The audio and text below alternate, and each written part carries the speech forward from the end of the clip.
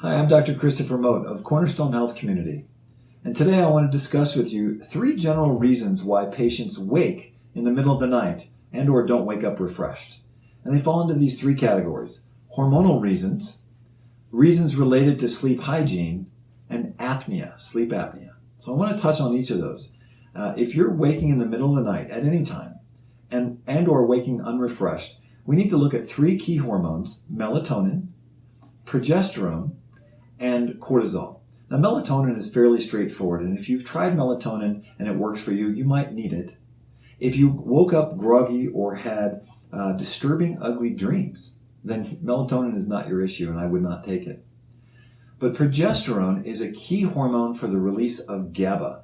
GABA is our calming neurotransmitter. It shuts off a racing mind, and so if you lay in bed with a mind that just won't shut off, then you probably don't lack for GABA, but rather lack for progesterone. And we can find out with a hormone test. And it's very safe to augment progesterone.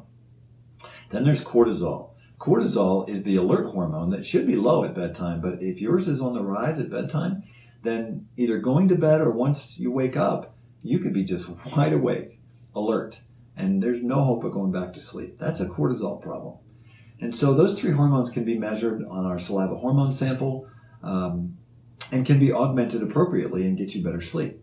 The second category has to do with what happens when you're going to bed. We shouldn't be eating within 2 hours of bedtime, ever, because that will delay the onset of sleep and can wake people later on, especially when that last 2 hours has any alcohol. Alcohol is a killer for sleep. It can help you to release GABA and fall asleep, but it's almost guaranteed to wake you up in the middle of the night. Another one is a room that's too warm. When we're too hot, our bodies are definitely going to have trouble staying asleep. And finally, blue light. It's a thing. Any blue spectrum light from your screens, that's TVs, computer monitors, and phones, or even the overhead lights, the blue spectrum lights, the 2 hours before you want to sleep, will tell your brain it's daylight. Despite the darkness in the room, that blue light tells your brain it's daylight and is going to wake you up. And the last is apnea. This is where your brain lacks for oxygen either because your airway closed off or because your brain did not tell your diaphragm to take a breath. In either case, a home sleep test can determine one or both is the issue, and appropriate treatment, whether it be an oral device to keep the airway open or a mask called a CPAP, is absolutely essential to get people to stay asleep.